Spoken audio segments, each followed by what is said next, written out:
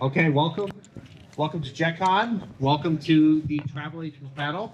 My name is Michael Fragan. I'll be your moderator this afternoon. And we have a very accomplished panel of very distinguished travel agents. And this, of course, is JetCon, Travel Agents. Yes, please, round of applause. It's always good to get the applause at the beginning, guys.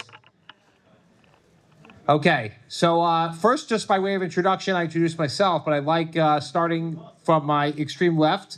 Ben Weber of Main Street Travel, introduce himself, panel has begun. as well as Travel introduce agent your panel business has and how begun. long you've been in business for, what kind of business you do, and any other kind of headline type of information you'd like the audience to know. Yeah, I'm in business for 43 years. Right now, I do retail and wholesale and groups. When I started out, there was no internet, there was no email, there was computers was just starting. For the first couple of years, I didn't have a computer yet. To make a reservation, you had a big telephone book, which you had to look up the flights and call the airline. So there was, I know on your brochure you wrote, a question was, when did you turn from a hobby to a Hobby to a business. business? There was no hobby then, because you couldn't do It anything. was all hard work. You had to call the airline, so there was no people messing around with miles and different things. So that's when I started out, and And here we are. here we are, 42 years later. Okay, thank you. Isaac. Hi guys, I'm Isaac from Sabre Travel Group. We primarily do destination events, Yeshiva Week, Passover programs, F&B catering in hotels. We also have a travel advisor side, which we'll talk about that, and we also do consulting for hotels in kosher F&B. So we'll go into a hotel and we'll evaluate what they can handle as far as their infrastructure, their kitchen, their market demands, and we may decide to open up a restaurant or just have pop-ups during certain popular times, and we work hand in hand with the hotels to handle all kosher F&B and Jewish life on property.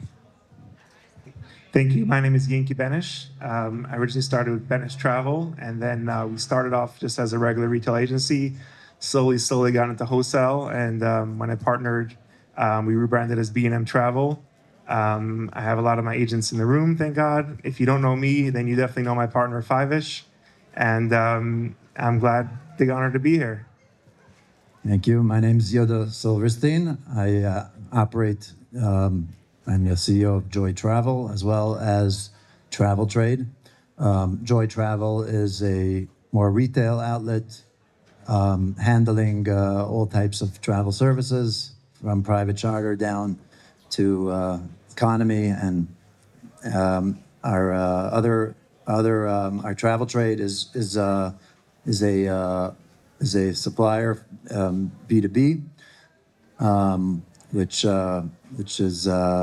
operates and distributes mainly air to many agents that are here today.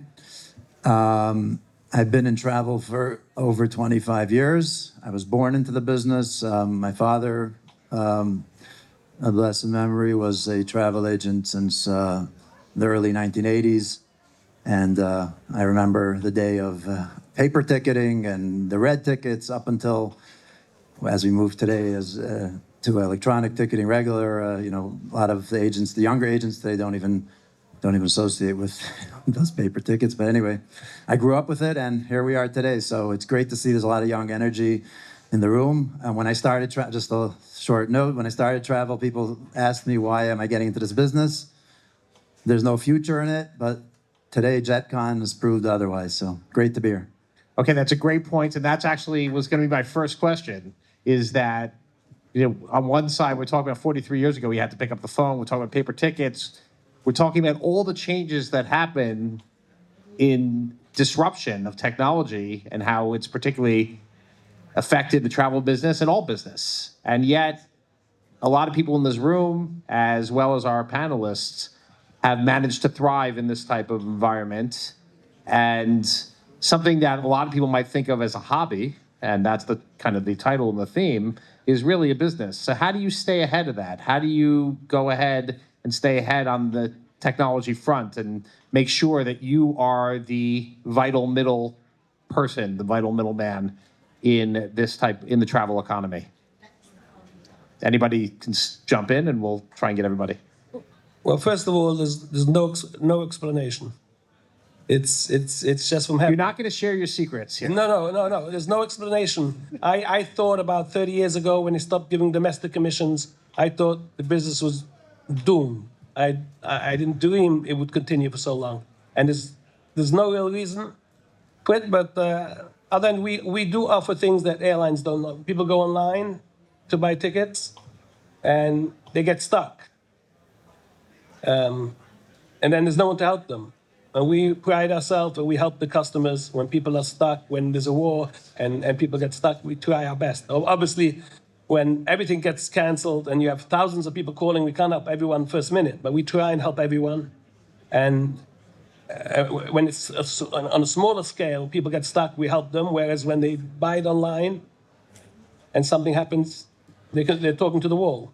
So we give service, and that's basically it. We try and give service, and also we can very often offer things that airlines cannot offer because they go to consolidators, they give you special deals what you cannot get only from a travel agent.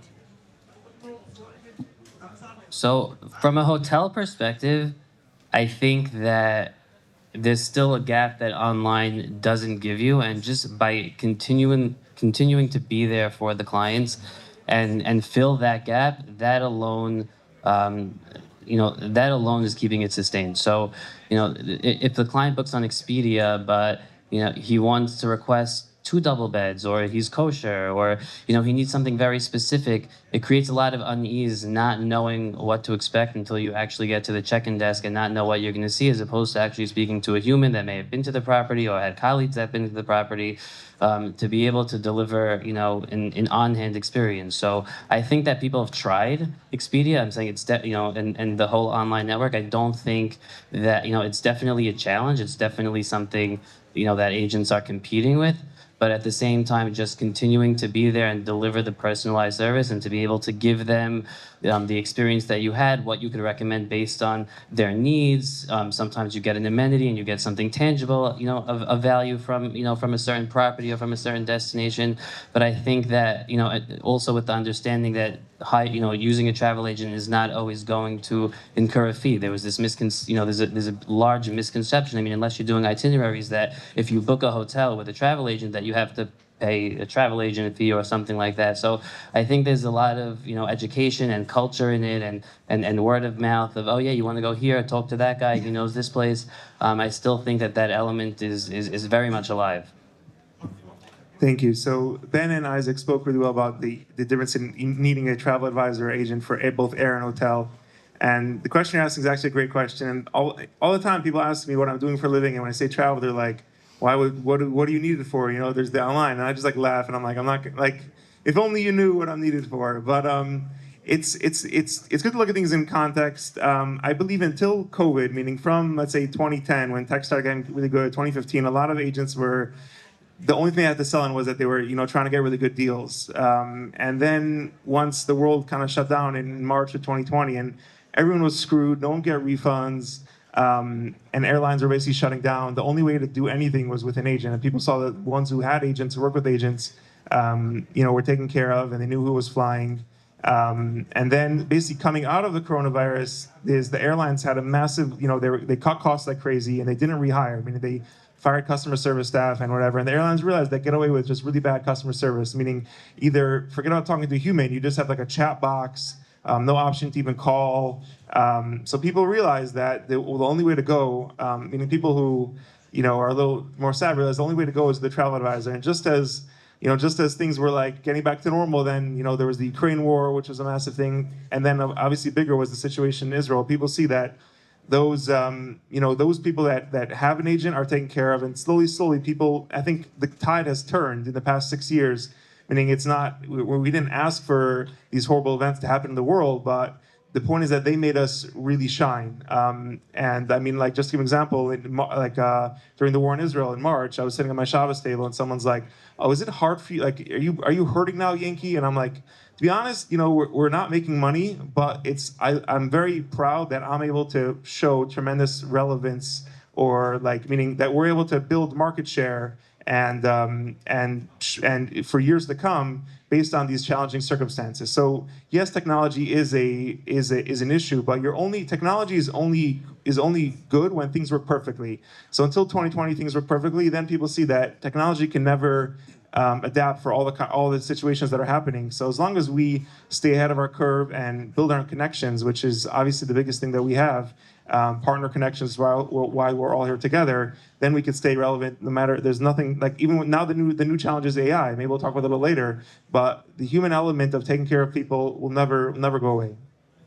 So adding on, thank you, Yankee. And adding on to the human element, I think that a lot was spoken here about from the client's perspective of what a client finds value. But I think as being in this industry for this long, many times agents feel the turbulence where, the ups and the downs of the business, where it seems like it's coming to some end along the way. Now, it's important for, this is the nature and the fabric of the industry. It's very turbulent. It's up and down. And you're going to sometimes feel like you're not succeeding. But if an agent is persistent and constantly he's delivering on quality of product throughout his years, he'll get to see the success that he's putting in and investing in his agency. Just from an agent perspective, just wanted to, you shouldn't get scared of the high waves and the turbulence that's out there. So let's talk about scaling for a second. Every business wants to scale up, and you want to continue to grow, and you want to have that growth. There are a lot of people who think of travel, okay, I can do it myself, and I can, kind of make a business, bootstrap it in that way. What were the challenges with scaling, with adding people, adding new agents, keeping them, adding people under you, adding different services, and building a business like any other business, but as with the product of travel and having to do that? And how much does the crises that come about that tax your time? I mean, you can't be 24/6, we'll say in this case. You can't be a 24/6 person on your own forever. You can keep that up for a little bit of time, but you can't keep that up forever. Although maybe you guys can, and that's why you're up here. We don't need to have an order. Anybody can jump in as they feel. Sorry to be the speaking again here, but just on that note of scaling, I think an agent gets very, he puts his heart and soul into the client, and he feels like he's the one that could deliver, and which is true. But it comes to a certain point where if you're investing that much and you're constantly always available to everyone, there won't be you to give at a certain point. So you have to, at a certain point in your business, when you're feeling that you're established, you want to move to the next level, it's important to bring in skilled staff and give off some tasks. Yes, you might not satisfy everyone 100%. It's not possible to, in the service industry especially, to satisfy everyone, 10 for 10, even though we try to, and to delegate a bit. And yes, some clients you might be handling directly, those ones that you're able to be the right match for them and keep on handling them, and some you may have to give off to other agents in your office in order to keep in order to keep the process of the business running. But do you feel you have to do that without any lapse in quality? Of course. So, how do you feel as founders? Do you feel that you can replicate yourself? So thank you for asking this question. It's actually, am I gone? It's actually the hardest question here. And if you're looking for the answer, I don't think there is a good answer. Everything's a balance. And for myself, I could speak kind of what my negative experiences, where I went wrong. And the first thing, like when you start off, you have to realize you're in it for the long term.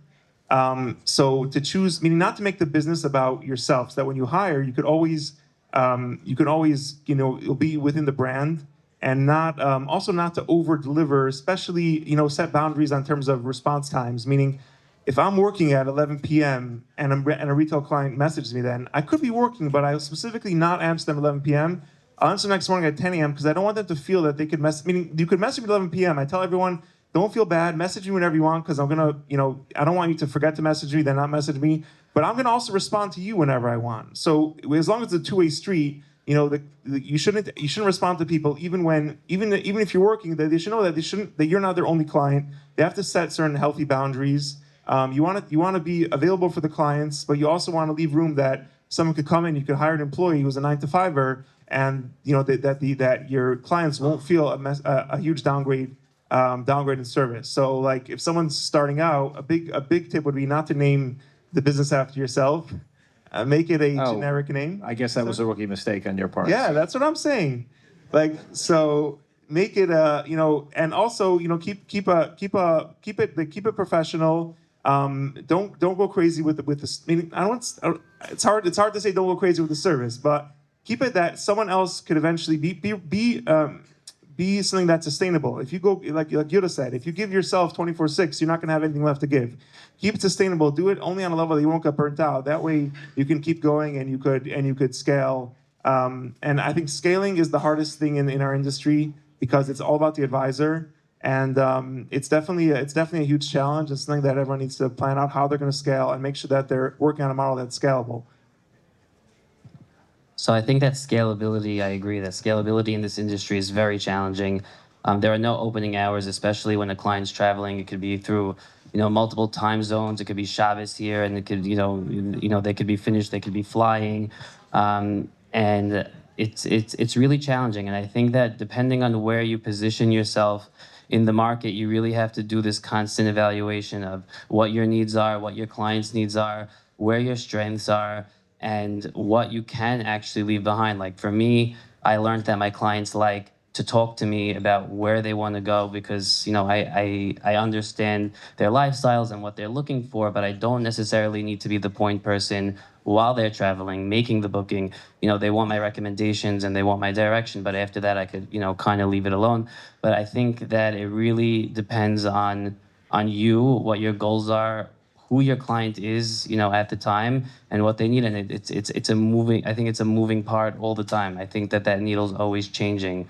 As society grows, technology grows. I think that it's a very fast pace. It's a huge challenge, and it needs a constant evaluation, in my opinion. Yeah. Yes, in my business, obviously we have a few people who are very on the top of the line. Everyone wants to speak to them. What we do try is when we're training new people that they should start giving better service after they're trained, and that the top people are able to delegate to the lower people. So especially when it's more simple things, and you don't have to for everything go to the top people because there's a limit on how much they can handle. Is there a training program? Do you have some kind of probationary period, if you will, for agents or advisors? They can't speak to the client. They have to learn for a certain amount of time? Or are a lot of your advisors who come to work for you, do they already have a business they're already accomplished, and you're kind of taking them on under your banner? Some have experience, but very many of them, especially girls out of school, they come in the first few months.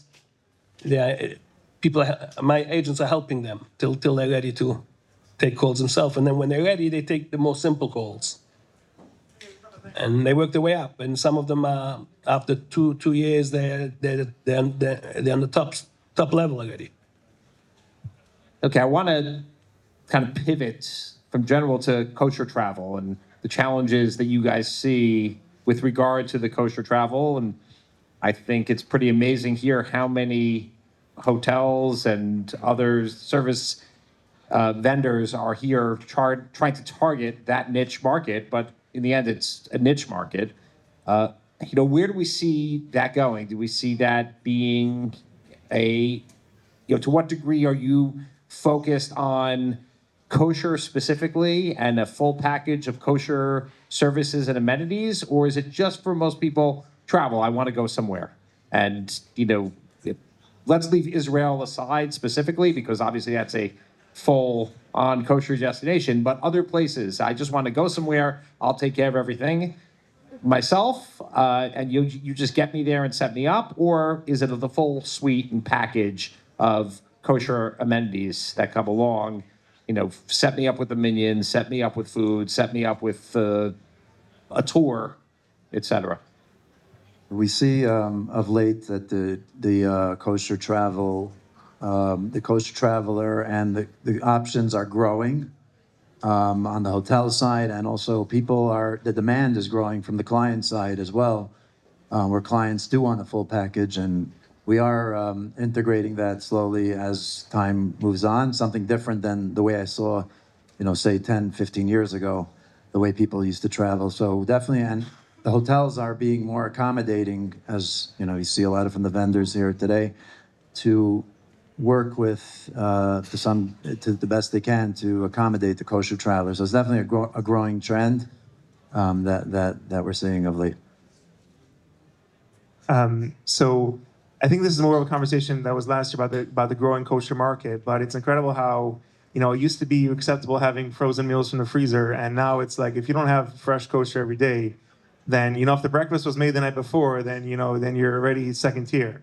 But like you spoke about the challenge of kosher, and I like to see it. I like to tell advisors who are getting involved in hotels and clients are requesting this that kosher is not a challenge, and it kind of makes your life a little easier because the market, yes, it's growing, but there's fewer options, so you're filtered down. Whereas if the client's requesting a destination with fresh kosher, you have 10, 12 options to give them, and you don't have to spend the whole time selling them the whole world. Oh, should I go? Should I go here? Should I go there? Just tell them this hotel. You go to Aruba, you have everything set up. Go to Zadun, you have everything set up. You know your market, and it makes your life much easier by working, selling the same 10 hotels over and over. Whereas if you're dealing with a non-Jewish market, the world's there's a world of possibilities. They're going to start asking you about destinations that you're not familiar with. So for a travel agent who focuses on kosher, he has a tremendous opportunity where it's not so hard to know the whole more or less all the established kosher market, and therefore you could look really good to your clients, and you could sell those packages. The hotels make it really easy to just have everything under one roof now, and it's definitely a good option that we're getting more wallet share, especially like I was speaking to Isaac before about full board options. Like there's a lot the hotels offer this in a rate plan which has commission. That means that instead of just booking flights, a flight to Cabo is going to be $500. How much you can make on that? When you get the whole hotel stay, and also with kosher cruising, like you're getting the commission on the entire package. You're earning a lot more per booking. You don't have to be busy with so many bookings. You could have much more money with much fewer bookings. So I think that a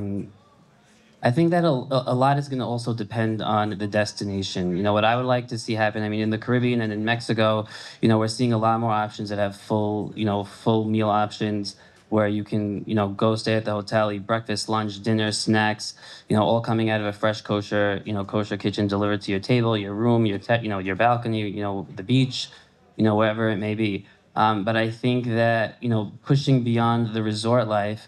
If you want to talk about, destinations in Europe or more, different types of adventure trips, I think that there are different types of clients for different types of trips, and you're going to also, what's going to be offered in a hotel in Cannes or in Lake Como or in Saint-Tropez is going to be very different from what you're going to get, at a resort in Mexico. If you're going to Mexico, you want to relax on the beach, and the goal of the trip is really to sit on the beach, eat, drink, sleep, and do it all again tomorrow. If you're going skiing, if you're going, touring around Europe, the goal is really you want to have good food, but you really want to see Europe, and you want to also eat. But the vacation is not based around food. So in Lake Como, you're seeing that they're bringing in food from Milan, and they have an actual program where the food is delivered with step-by-step instructions for the kitchen of how to heat it in the kosher foil, deliver it to the table in the kosher foil, open it up, plate it this way. Is it the same as sitting at Solaz or Zadun and having a meal cooked fresh for you 5 minutes before you ate it? No, but if I want to go to Europe or if I want to go on a ski trip and having just a sandwich option, that's good enough for the type of trip I'm going on. And I think that a show like like JetCon could really push the hotels to see that opportunity and to try to engage and take the and implement kosher where they can based on the destination and market demand. Yeah, well, most of my business, our business is point-to-point tickets. But lately, we do groups, which we provide the kosher meals, quite a few groups over the year, and also we've opened a new department which does a trip planning, which tries to do very personalized with the food and all the rest of it. Okay, I want to ask about not necessarily the craziest story. It doesn't have to be the craziest. So, but give us an example of a crazy story or a crazy client, and it could be a combination of crazy story with the crazy clients. And how did you address it? Well, it's on a daily basis, but I go back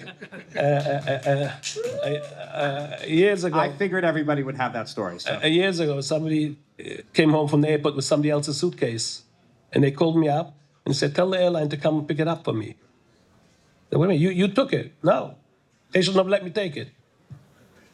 And then I had a funny story. An old Hungarian lady from times of standby tickets. I don't know if anybody here remembers. There were standby tickets to London, and she was going one way. So I said, this day the flight's are empty. You go standby. You get a one-way ticket very cheap.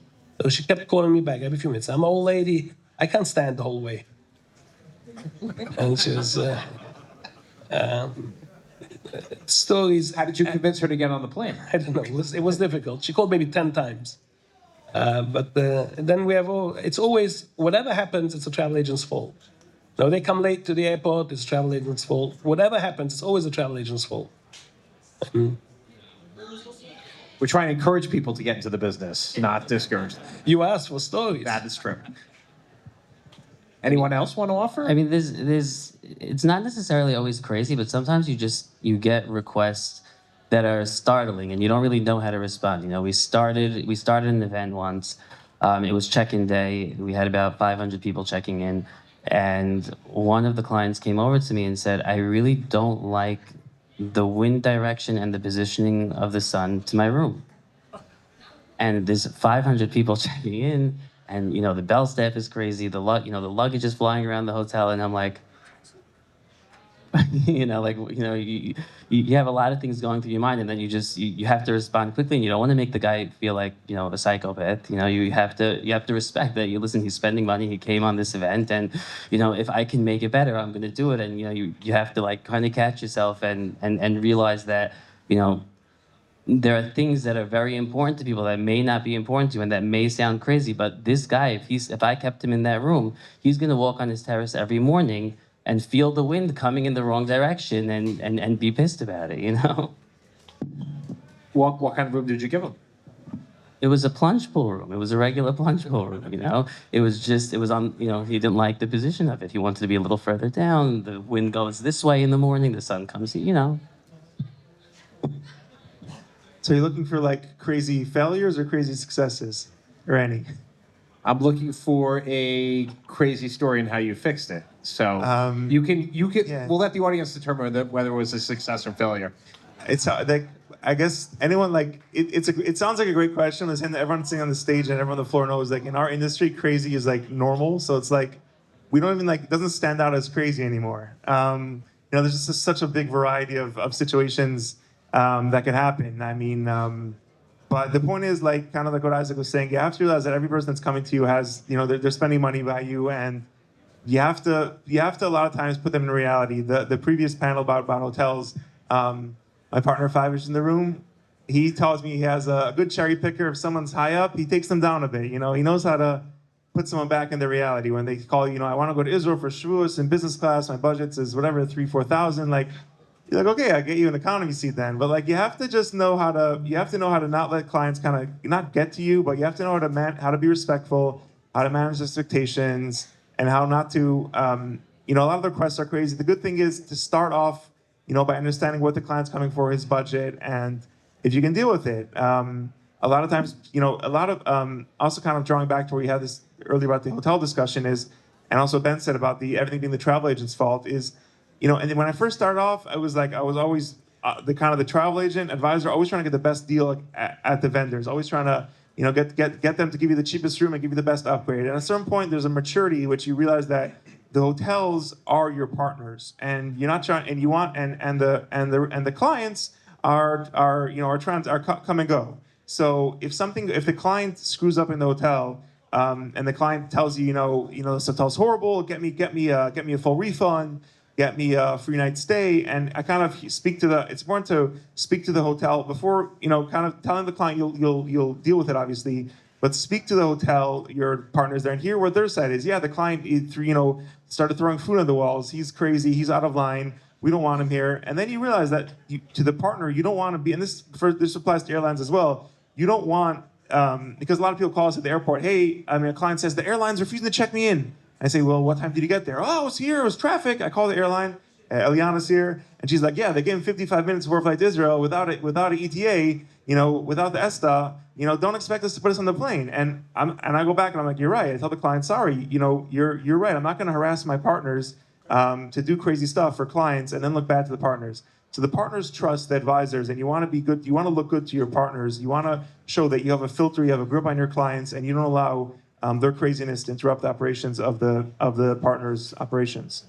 So, thank you, Yankee. Adding to what Yankee said, I think it's very important for the agent to stay calm during turbulent situations. I just had on the way here to JetCon today, while I was in the car, I switched basically someone's wife's ticket. The husband was on a separate reservation. I didn't even know. I thought he's in New York, and just he needed to change only his wife's ticket. But it turned out they were both in Israel, and Alal's flight tonight from Newark was delayed till 8 a.m. So they wanted to get on the midnight flight.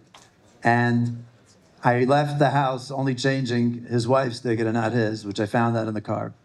Anyway, I worked through with them, and I ended up getting them both on the midnight flight.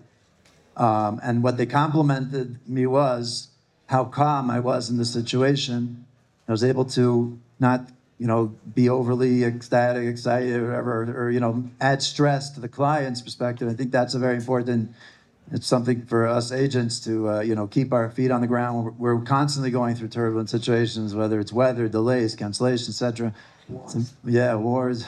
The list goes on and on. But it's important for us agents to give over to the client the sense of confidence that we're going to get it taken care of for them, and that in itself does more than that's like the best value we could deliver as agents. Okay, I want to leave some time for questions from the audience here. If you have a question, maybe raise your hand. I think there's another mic. Yes? Anyone? There we go, back there. It's coming.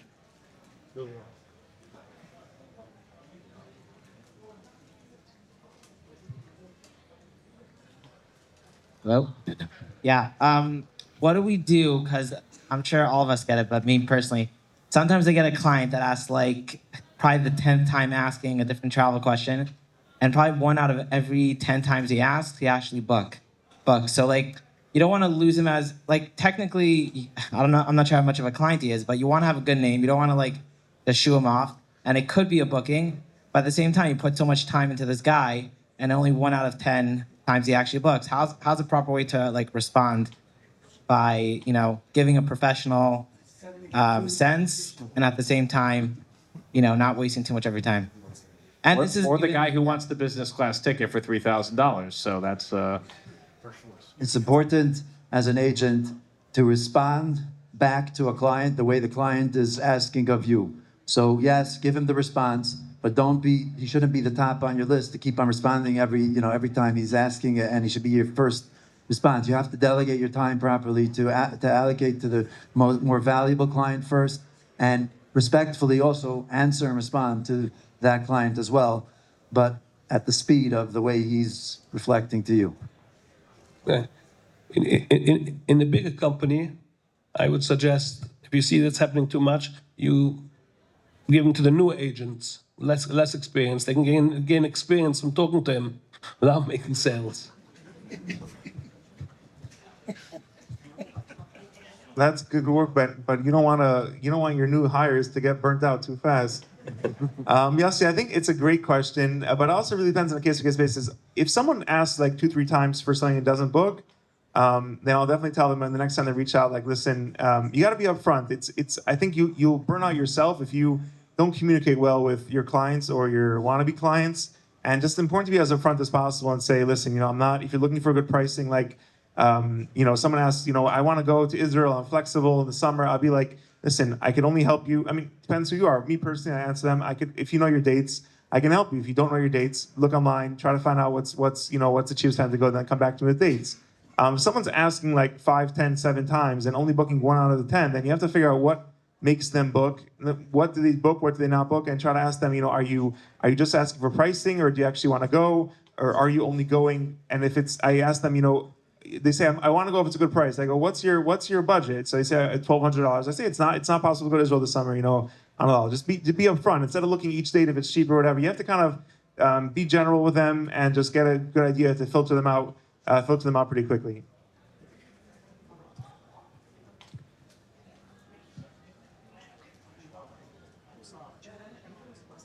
I'm not a panelist, but I can't help but to answer Yossi.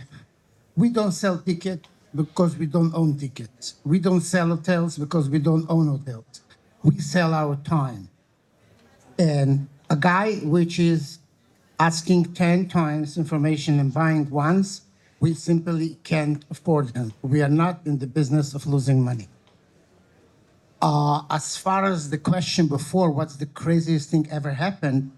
I had like 4 months ago, a lady in the high 70s insisted that even though she got a wall as a view from her hotel, his sister-in-law did get, she told her, an ocean view in the Jerusalem luxury hotel. But that's quite the ask there. I'm going to have to check that box next time they ask for the room request.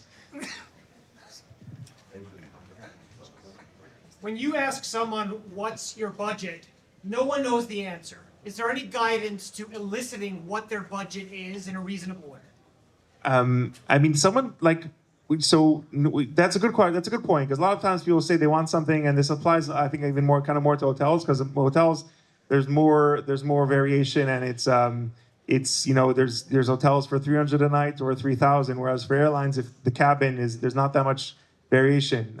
So it's you could quickly kind of tell someone. I mean, it depends on the market. If someone says I'm looking to go to Miami and I want to, I want to ask them where they've been before. You don't want to kind of asking a budget is a turnoff. It's kind of the person will be like, well, if I tell you I'm going to spend $1,200, you're going to charge me $1,200, even though you get me the same thing for $800.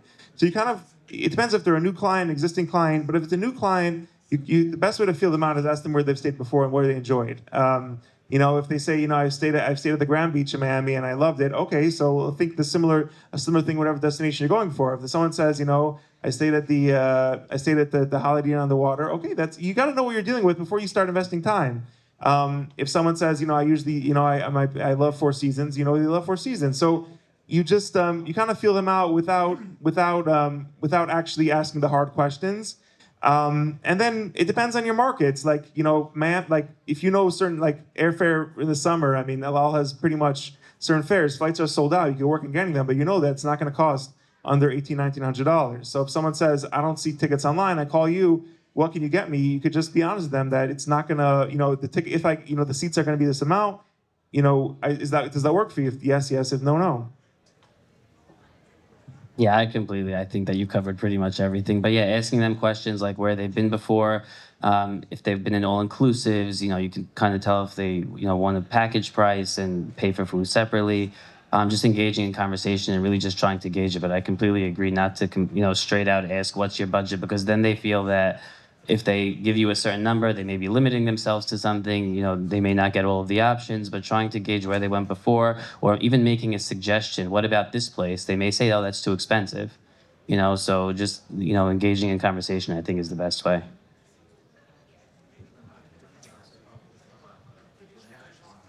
Saw a hand up down there, no? Okay.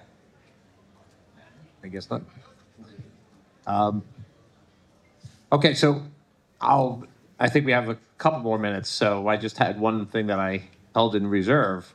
To what degree are you, with regard to the clients, we're talking about having the time for the clients, what degree do you maintain the relationship or, have client maintenance outside of just booking travel? Are you taking time to send promotional or marketing, or just kind of, are you planning travel in the next, couple months type of thing, reaching out to them, or you're always going to be waiting for them to come to you?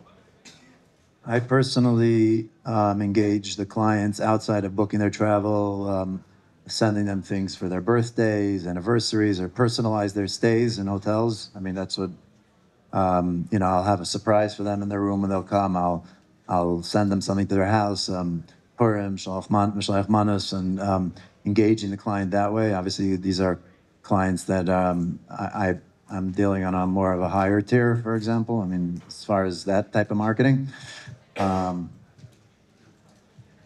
think it's a great question, and it also kind of goes back to our scaling, our question about scaling. That most, meaning I would say, your average agent who you meet with, they can't think about trying to get like marketing because they feel it sells themselves short, or they don't have time with their current clients. But if you're able to successfully build up a travel company like with tiers, like kind of I know Yoda does as well, and Main Street as well. That meaning that you have your highest level clients that that they book their summer travel with you, and you don't have to. The right approach to that is to reach out to them during the quiet season. Meaning, if you're finding yourself, whatever, I don't know, November 10th, that it's a quiet week for you, so you should know, okay, this client, he books me usually a spring trip. Reach out to the client and say, hey, I know it's your wife's birthday's in the spring. Be the one to reach out to them and not wait for them to reach out to you. Shows that you're definitely going to be keeping the business. Obviously, reach out to them on the right dates and be thoughtful to them and say, I know last year you went on this cruise and you had a great time. There's a new cruise line. There's an Amman cruise line, Ritz cruise line. Meaning be proactive and tell the client suggestions which you would feel is comfortable for them. Shows that you're thinking about them, and it's a great way to get sales. At the same time, if you have a good marketing team, just sending less personalized things, emails, etc., that can help bring in new leads for your new hires, etc. I tend to do a combination of sending promotional material, but I engage more socially with my clients. So I'm very involved in their social lives. I'll go out for dinner. They'll come to my house. I even have clients in LA. If I have a layover, if I'm going to Cabo, or I'll stop there for dinner. We'll go out for dinner. Weddings and bar mitzvahs, bat mitzvahs are a great opportunity because you can get a whole social circle at one event. And when you're involved with them as a friend socially, so then you kind of know what's going on in their lives at all times. They're going here for somebody's birthday. Let's plan this. But I tend to engage with them socially very heavily. That's definitely my primary strategy of being relevant in their lives. Yeah, we try to do it. The problem is that it's very seasonal, the business.